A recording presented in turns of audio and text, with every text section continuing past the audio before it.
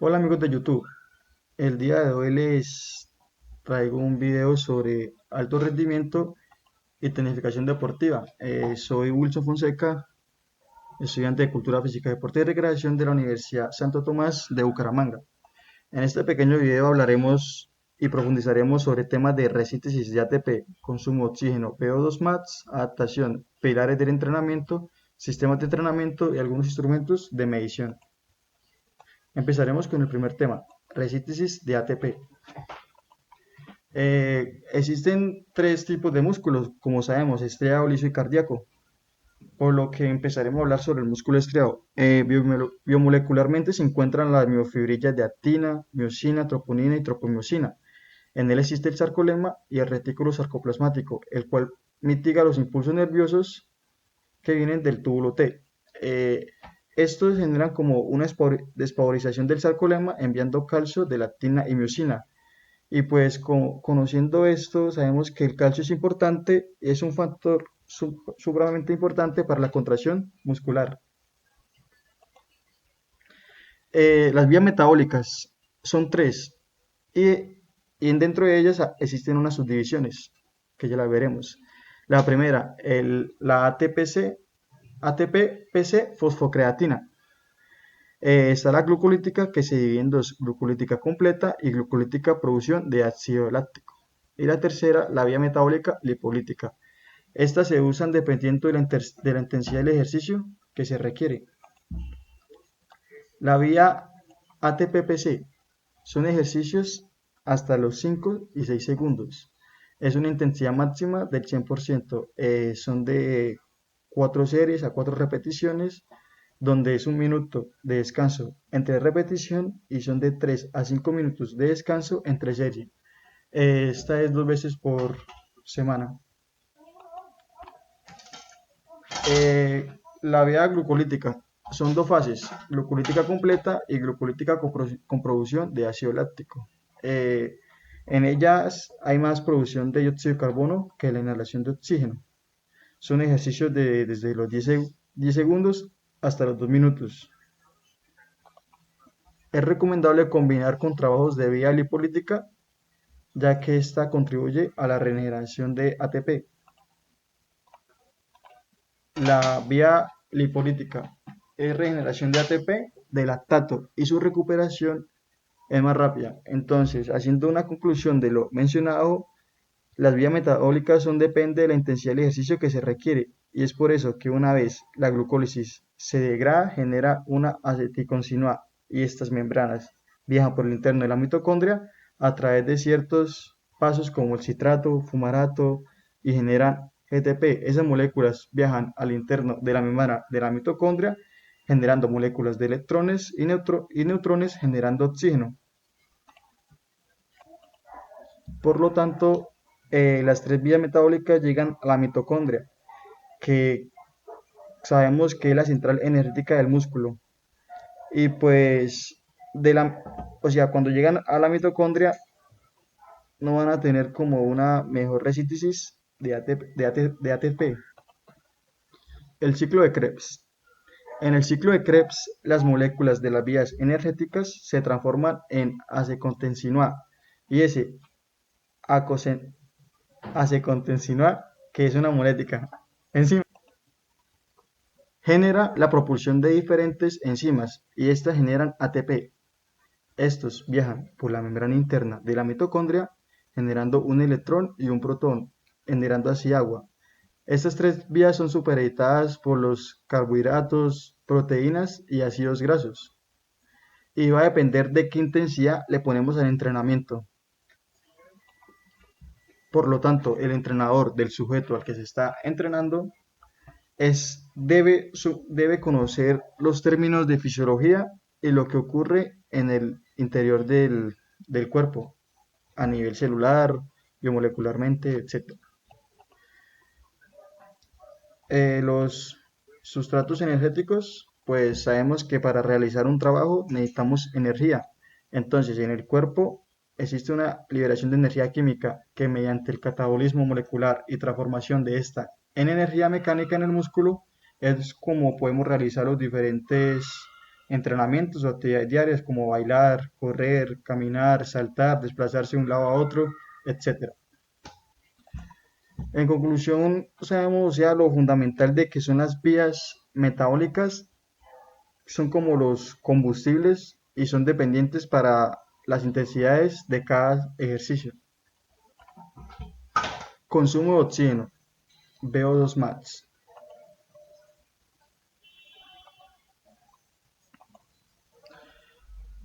El consumo de oxígeno es la capacidad pulmonar que tiene cada individuo respecto de una actividad en esfuerzo o en ejercicio. Eh, la prueba ergométrica de esfuerzo progresivo, esta no existe en el deporte, pues esta prueba nos sirve como para tener un referente del sistema mitocondrial que se comporta a nivel de ATP con respecto al ejercicio. En el siguiente gráfico que podemos observar, se presentan como porcentajes de velocidad 25, 50, 75 y 100% que puede tener un sujeto linealmente y también cómo se comporta la frecuencia cardíaca. En este caso, o en los casos de algunos deportistas de alto nivel llegan a un nivel aún mucho más alto. Hay que recordar que la frecuencia cardíaca se mueve paralelamente al VO2 max, como en el cociente respiratorio, que es la relación del dióxido de carbono y el consumo de energía, aumenta el dióxido de carbono exponencialmente y genera un umbral de necesidad aerobia. Allí entra todo lo que tiene que ver con la glucólisis y pues ya entra la producción de glucólisis con ácido láctico. Y es el proceso de acidez de disparo generando un BCO2 que no es proporcional o lineal a la frecuencia cardíaca, como se puede observar aquí en el gráfico. Y la ventilación cambia el sujeto, pues no puede, no como conversar en las pruebas, por lo que tiene que hacer el ejercicio con un proceso ventilatorio aún más exigente, ya que no es capaz la mitocondria de soportar todo el piruvato, que conociendo lo que es el piruvato, que es el producto final de la glucólisis, y empieza a generar ácido láctico que es atenuado por el bicarbonato.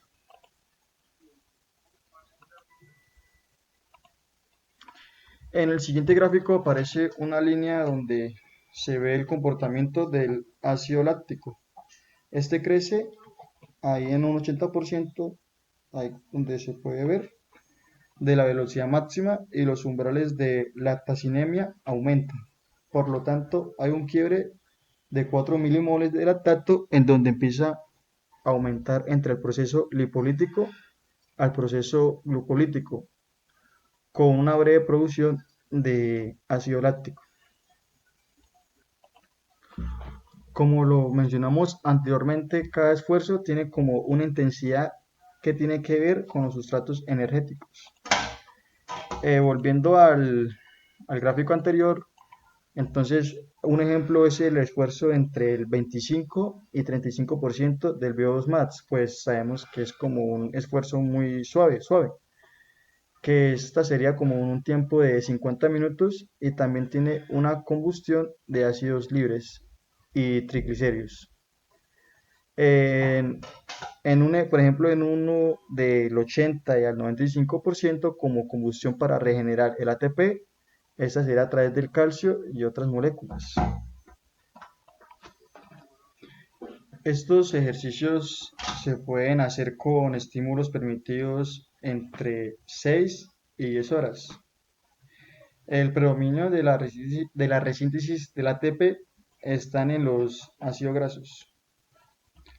Por lo tanto, llegamos a la fatiga, que la fatiga se puede generar en entrenamientos de alta intensidad que más adelante se pueden presentar problemas clínicos por exceso de trabajos glucolíticos.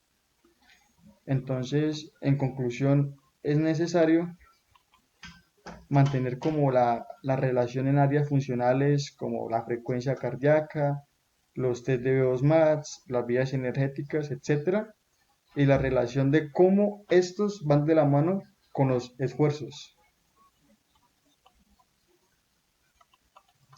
Adaptación.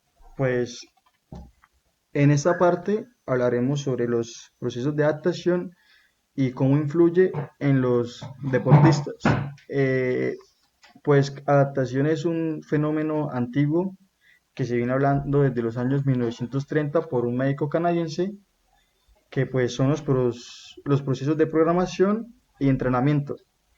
Entonces, por lo tanto, es como una capacidad que tenemos los seres vivos de adaptarnos, acostumbrarnos, familiarizarnos con el medio ambiente. Entonces, existen dos tipos de adaptación.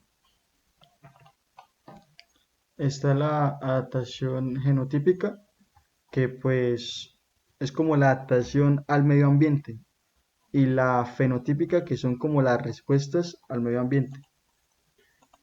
Siendo la base de la evolución, representa en sí el proceso de acomodación de las poblaciones a las condiciones ambientales por medio de cambios hereditarios y de selección natural. Acá se basa como la teoría que se define como la totalidad de conocimientos sobre los mecanismos y reglas de los cambios históricos de la naturaleza. El proceso adaptativo que se desarrolla en el transcurso de la vida de un individuo a, como respuesta a las influencias de diferentes factores del medio ambiente, precisamente este tipo de adaptación es el objetivo como de múltiples investigaciones, estudios científicos realizados en los últimos años en los diferentes aspectos de la actividad práctica y científica del hombre. Epigenética. Epigenética es un término que pues en lo personal me llamó como mucho la atención, pues son los comportamientos de los genes. O en pocas palabras, yo puedo tener como los mismos genes de mi padre, de mi madre, pero el comportamiento de esos genes van a ser diferentes con respecto los míos con los de ellos. Donde hablaremos sobre los factores fenotípicos. El proceso de entreno en su totalidad, que se divide en cuatro: los medios, métodos, el tipo de preparación deportiva, la conducción. La actividad competitiva, o sea, desde que se inicia, desde el medio y de su fin, como su estructura, fase, fundamentos, y algunos factores adicionales como medios sociales, regímenes de vida y la recuperación. Estos procesos fenotípicos son modificables en cierta medida y subyacen en el proceso morfológico motor y psíquico. Los cambios son sustentados en las variables morfológicas, motores y psíquicas. Por lo tanto, existen unos tipos de adaptación que pues es morfológica, fisiológica y etnológica, que puede ser de comportamiento. Adaptación y principios, entonces, por ejemplo, la influencia son como la influencia del entorno, las predisposiciones, que son como los talentos propios de la persona, dirección específica del estímulo, esfuerzo y descanso, empleo de diversas clases de esfuerzos, correspondiente priorización del esfuerzo, alineación específica. Por lo tanto, la ley general de adaptación es como se puede graficar como una fase del estrés. Cuando se genera una carga, el organismo la toma como una alarma. Después está la fase de recuperación de precisión y de resistencia. Y posteriormente el agotamiento. La estructura básica, que son la fatiga, alarma, recuperación, que resistencia, supercompensación, que sería como la resistencia, estabilización. Pues la dinámica de la recuperación en el tiempo: una hora sería el 70%, 8 horas sería el 20% y 24 horas sería el 10%. Pilares del entrenamiento. Hoy en día el deporte es como más enseñado desde la ciencia social, por lo tanto es como si los procesos del entrenamiento son como más vistos desde un ámbito educativo. Pues conociendo que el deporte es más usado como en las ciencias sociales, falta como más que el deporte sea más utilizado como en las ciencias biológicas, como la morfofisiología, la fisiología, la anatomía, etcétera.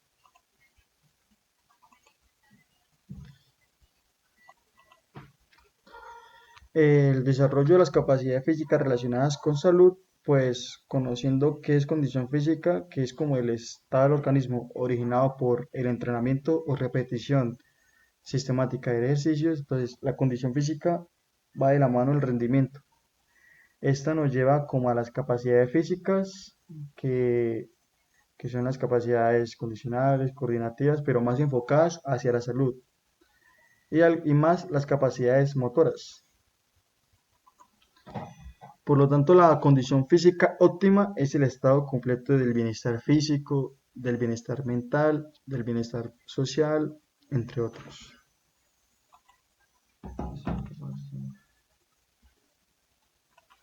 Por lo tanto, lo mencionado anteriormente tienen como objetivo la diversión, la ocupación del tiempo libre, la relación con los demás, mantenerse como en buenas condiciones tanto físicas como de salud, el bienestar propio del cuerpo, entre otras. Entonces tenemos que quedarnos como por el triángulo de la salud, que son mente, emociones y cuerpo.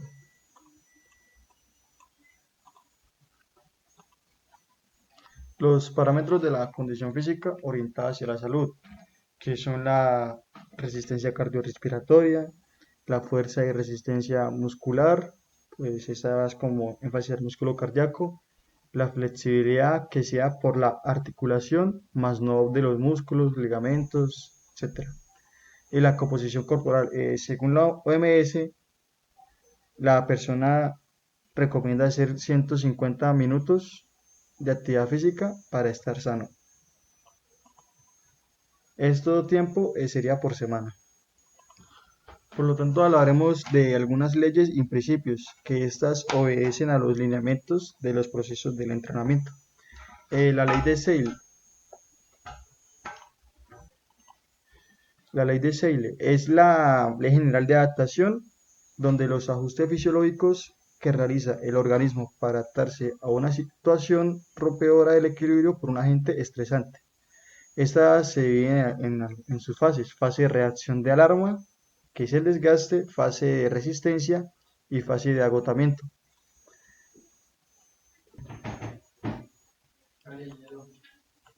La ley de Schultz, esta es la teoría del umbral.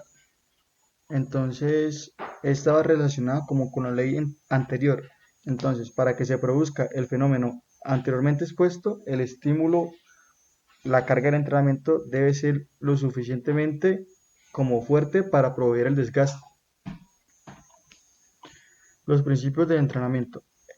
Pues estos es fundamental respetarlos para alcanzar la mejoría del rendimiento. Por lo tanto, el primer principio de individualización, es donde el organismo de cada persona responde diferente ante un estímulo. El principio de continuidad es el de progresión, que este trabaja para las futuras cargas. Los efectos del entrenamiento se deben aplicar y caracterizar en el momento adecuado. En estos principios, como entender también como las necesidades y características que sea eficaz para el entrenamiento. En el principio de progresión, si se aplica la misma carga del entrenamiento repetidamente, el organismo acaba como adaptándose a esa carga y con el tiempo no se produce un estímulo necesario para producir la adaptación y por lo tanto no hay como mejora física. Como consecuencia, las cargas se deben aumentar progresivamente. El aumento de la carga se puede producir de dos formas. Se puede en aumento en el volumen de entrenamiento, como mayor tiempo de esfuerzo, en los atletas más kilómetros recorridos, o en los ejercicios de halterofilia más repeticiones por ejercicio. Y también se debe aumentar la intensidad del entrenamiento, mayor velocidad de carrera, menor recuperación, etcétera.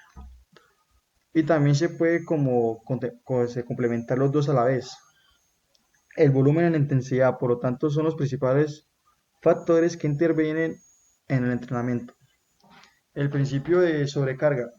Este va relacionado con la ley de Schultz, que, que nos dice que hay que aplicar una intensidad adecuada en el entrenamiento para que haya una mejora física, a partir de un nivel de esfuerzo que produzca mejora en el organismo, es decir, que se supere el umbral mínimo de la excitación. Y el principio de alternancia es necesaria, es necesaria para alternar las cargas de trabajo. Aquí trabajar las diferentes capacidades requeridas para la especialidad deportiva en diferentes días. Facilitar al organismo los periodos adecuados de descanso y recuperación, y su duración depende de la carga que se le emplea al sujeto. En conclusión, hablar de principios es hablar de formalidad básica, los pilares del entrenamiento, que te permiten como tener una idea específica de lo que te sirve y de lo que no. Hoy en día, o con el paso de los tiempos, los entrenadores se han preocupado más como de la carga, o sea, de que si el sujeto practica atletismo, que corra, que corra, que corra, pero ellos no se preocupan como por la planificación, como el ajuste que se le hace a esa carga, que esto te sirve, que esto no te sirve, etcétera. También es importante que si entrenamos una vez, si entrenamos una vez cada vez por mucho tiempo, se va a perder el principio. Entonces no va a haber como una mejora del rendimiento deportivo. Las aplicaciones de las cargas del entrenamiento se deben respetar durante los procesos, se debe respetar también el descanso, los diferentes factores que se pueden presentar en el entrenamiento. La carga del entrenamiento también se debe como aplicar depende de la actividad física realizada del sujeto, y también depende del tiempo de nuestro organismo emplea en recuperarse para esta dicha carga. Sistemas de entrenamiento.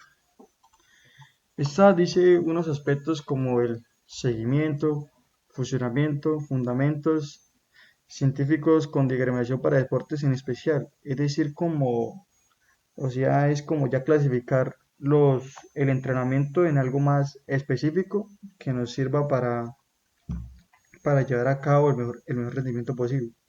Los ejercicios de compensación con tantas variantes como las mismas circunstancias que le impusieron.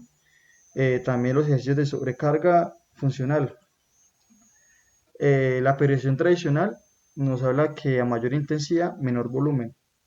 Y también es importante recalcar que la técnica es como la adquisición para tener una excelente forma deportiva. Por lo tanto, entonces se divide en algunos periodos. Entonces, el periodo preparatorio, que es la adquisición de forma deportiva, la acumulación de las capacidades motoras y coordinativas del desarrollo motor general. Y el competitivo, que es como se divide como en precompetitivo y competitivo. Y este busca mantener como la forma deportiva y la mejora gradual del estado preparatorio.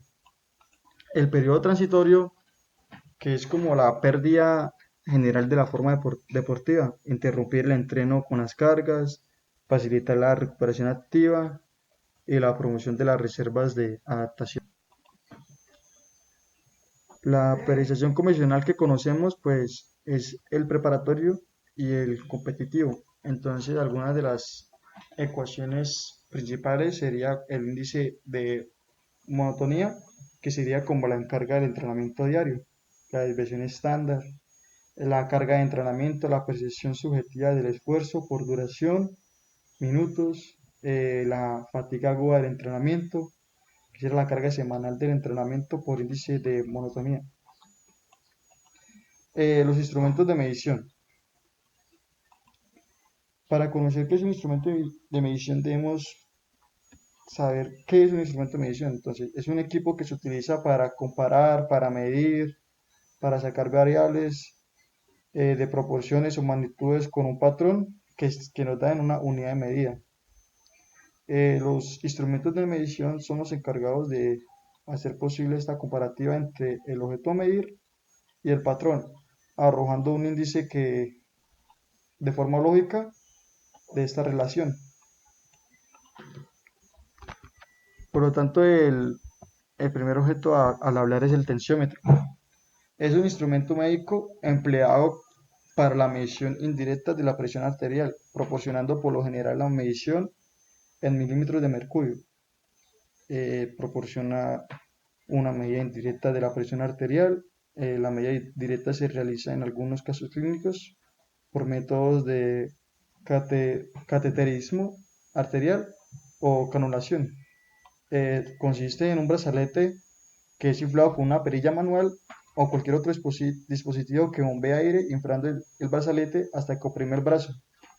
Acá, como se ve en el gráfico, hay como unos ejemplos de cómo son los tensiómetros, y el método de utilización se comienza palpando el brazo en busca del pulso de la arteria braquial, lugar que se colocará el diafragma del estetoscopio, y esta dicha arteria se sitúa entre los músculos bíceps braquial y braquial. En su trayecto inferior-lateral acompaña el nervio mediano. El glucómetro. El glucómetro o medidor de la glucosa en sangre capilar se utiliza para medir la cantidad de glucosa que hay en una gota de sangre. Permite, permite saber si los niveles de glucosa del niño están dentro de su franja ideal. Hay diferentes tipos de medidores. La enfermera educadora en diabetes recomendará uno para el niño y o sea, es esencial que enseñe a los padres a utilizarlo. Si entonces se inserta una tirita de prueba dentro del glucómetro y el paciente se lavará las manos con un jabón suave. La desinfección no es necesaria después de insertar una lanceta, es decir, una aguja estéril dentro de una caja de plástico en el sistema o dispositivo de función. Vas a presionar el botón para pinchar la punta de un dedo para tener una gota de sangre. A continuación, el paciente acerca el dedo en la tinta de prueba del glucómetro de modo de que garantice que la gota de sangre obtenida llene la ranura por la capilaridad a un nivel suficiente para que el medidor pueda trazar una lectura razonable. Y el resultado aparecerá en pocos segundos. Ahí se ve en el gráfico. La cinta métrica. Esta cinta métrica es un flexómetro o cinta métrica. Es un instrumento portátil que se utiliza para cuantificar el tamaño de un objeto o la distancia entre los objetos. La cinta tiene marcas a lo largo de todo su borde que van en incremento de cuartos y octavos. La cinta puede estar marcada en milímetros, centímetros, metros en el borde de las mismas. La cinta métrica o flexómetro es un tipo de regla flexible donde estas cintas están elaboradas en una variedad de materiales, incluyendo la fibra de vidrio, el plástico y la tela. Es una de las herramientas, por no decir como la que más se utiliza en la vida cotidiana, para medir cualquier tipo o algún objeto. Las cintas métricas son relativamente sencillas de usar.